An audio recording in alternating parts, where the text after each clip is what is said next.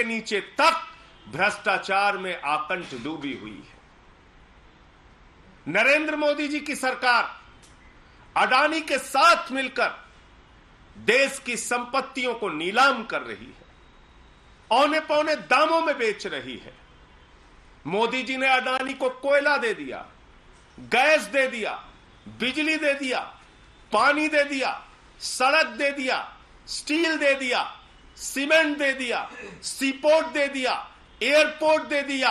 यानी अगर पाताल में चले जाइए तो कोयला और गैस अडानी को दे दिया, आकाश में चले जाइए तो जहाज अडानी को दे दिया, आकाश से लेके पाताल तक सब कुछ अडानी को दे दिया, सब कुछ अडानी को दे दिया।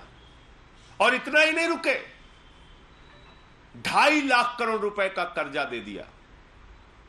जब घाटा होने लगा व्यवसाय में तो 84,000 करोड़ का कर्जा माफ कर दिया। और उस अडानी ने क्या किया, अपने भाइयों के साथ मिलकर सैकड़ों फर्जी कंपनियां पूरे देश में और दुनिया में खोलने का काम किया। सैकड़ों फर्जी कंपनियां तमाम टैक्स हेवन कंट्रीज में, मॉरिशस और कैरेबियाई देशों में खोलने का काम विनोद अडानी ने किया, जो इसका भाई है अडानी का। और अकेले मॉरिशस का मैं बता रहा हूं, अकेले मॉरिशस एक पते पर 6 फर्जी कंपनियां खोली गई। उन 6 फर्जी कंपनियों की आमदनी का जरिया क्या है मालूम नहीं, लेकिन उन 6 कंपनियों के माध्यम से भारत में अडानी की कंपनी में 42,000 करोड़ रुपए लगाया गया। 42,000 करोड़ रुपए क्या कर रही थी सेबी जब यह काला धन लग रहा था? क्या कर रही थी ईडी, इनकम टैक्स डिपार्टमेंट क्या कर रहा था जब एक काला धन अडानी की कंपनियों में लग रहा था? सेबी इसलिए कार्रवाई नहीं कर पाती क्योंकि सेबी में अडानी का समधी बैठा हुआ है। और माननीय सर्वोच्च न्यायालय से मैं यह भी अनुरोध करना चाहूंगा कि आपने सेबी से भी जांच की रिपोर्ट मांगी है, कम से कम उसके रिश्तेदार को उसमें शामिल ना किया जाए। वो रिश्तेदार अगर जांच करेगा तो कैसी जांच रिपोर्ट बना के देगा, यह समझा जा सकता है। क्योंकि सेबी तो खामोश रही है। अनाप शनाप पैसे दुनिया के देशों से काला धन हजारों लाखों करोड़ रुपए अडानी की कंपनी में आ रहा था, सेबी देख नहीं पाई। क्योंकि स्टॉक एक्सचेंज पे नजर रखने की जिम्मेदारी तो सेबी की है, क्योंकि वहां पर हो रहे किसी घोटाले घपले को देखने की जिम्मेदारी सेबी की है। अगर शेयर ओवर वैल्यू हो रहा था, मुनाफा ना होने के बावजूद शेयर के दाम अचानक बढ़ रहे थे, तो सेबी ने क्यों उस समय जांच नहीं की? एलआईसी का करोड़ों रुपए डूब गया, हजारों करोड़ रुपए डूब गया। एसबीआई ने हजारों करोड़ का कर्जा दे रखा है। आज जिन लोगों का पैसा एलआईसी में बुढ़ापे के पेंशन के लिए, बीमारी के लिए, बेटी की शादी के लिए लगा है, वो सारे लोग चिंतित हैं। जिन लोगों ने एसबीआई में पैसा जमा कर रखा है, वो सारे लोग चिंतित हैं। और बैंक मोदी जी डुबाना चाहते हैं, इसका एक ही प्रमाण है कि इन्होंने कहा है भले ही आपका करोड़ों रुपए बैंकों में जमा हो, लेकिन नया कानून मोदी जी ने बना दिया, वापसी सिर्फ 5 लाख रुपए मिलेगा। भले ही बेटी की शादी के लिए आपने 20 लाख जमा किया हो, बेटी की शादी की तारीख आ गई, बैंक डूब गया, तो मोदी जी सिर्फ आपको 5 लाख रुपए देंगे और कहेंगे अपना रास्ता नापो। यह कानून बन गया, नया कानून बन गया।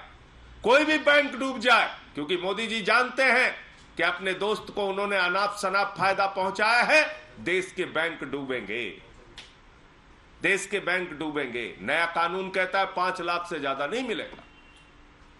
तो इसलिए यह जो फैसला है, यह भारत की सरकार के ऊपर एक जोरदार तमाचा है।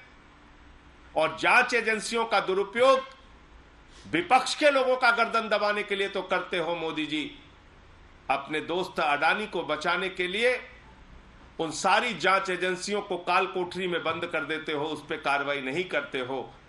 यह भी पूरे देश ने देखा। हमारी जेपीसी की मांग, सदन में आवाज उठाना, या सदन की प्रक्रिया में आवाज उठाने का मौका न मिलने पर सदन पे नारे लगाना और बाधित करना 100% सही था। यह बात आज सुप्रीम कोर्ट के फैसले से साबित हो गई।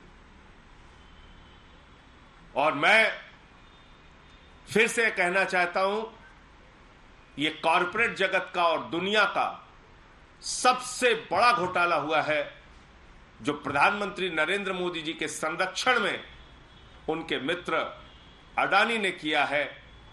इसकी जांच की परतें खुलनी चाहिए और जेपीसी की जो हमारी मांग है, क्योंकि सदन सर्वोच्च है, पार्लियामेंट सर्वोच्च है, जेपीसी की जो हमारी मांग है उस जेपीसी के माध्यम से जांच होगी तो बहुत सारे और सच और तथ्य सामने आने में मदद मिलेगी। पहली बात तो यह अडानी को लेकर मामला था। दूसरा, एक और महत्वपूर्ण और ऐतिहासिक फैसला सुप्रीम कोर्ट ने दिया है, जो स्वागत योग्य फैसला है, जो इतिहास के पन्नों में दर्ज किया जाएगा सर्वोच्च न्यायालय के नाम से। वो है चुनाव आयोग के गठन की प्रक्रिया को निर्धारित करने का फैसला। अब प्रधानमंत्री जी, विपक्ष के नेता और मुख्य न्यायाधीश तय करेंगे चुनाव आयोग में कौन बैठेगा। आप बताइए, चुनाव आयोग तब तक इंतजार करता है जब तक प्रधानमंत्री जी की रैलियां ना हो जाएं, योजनाओं की घोषणाएं ना हो जाएं। चुनाव आयोग तब तक इंतजार करता है जब तक गृह मंत्री जी की रैलियां और सभाएं ना हो जाएं, और ये सब कुछ देखकर चुनाव की तारीखों का ऐलान करते हैं। यानी कहीं ना कहीं चुनाव आयोग की निष्पक्षता पर लंबे समय से आवाज उठ रही थी। और आज ये जो फैसला आया है कि लार्जेस्ट अपोजिशन पार्टी का एक मेंबर होगा, प्रधानमंत्री जी स्वयं होंगे और मुख्य न्यायाधीश जी होंगे, वो लोग मिलकर चुनाव आयोग का गठन करेंगे। ये एक अच्छा बेहतरीन फैसला है और इससे चुनाव आयोग की निष्पक्षता को कायम रखने में, भारत के लोकतंत्र को मजबूत करने में, भारत के संविधान को मजबूत करने में मदद मिलेगी। आपके कोई प्रश्न हो?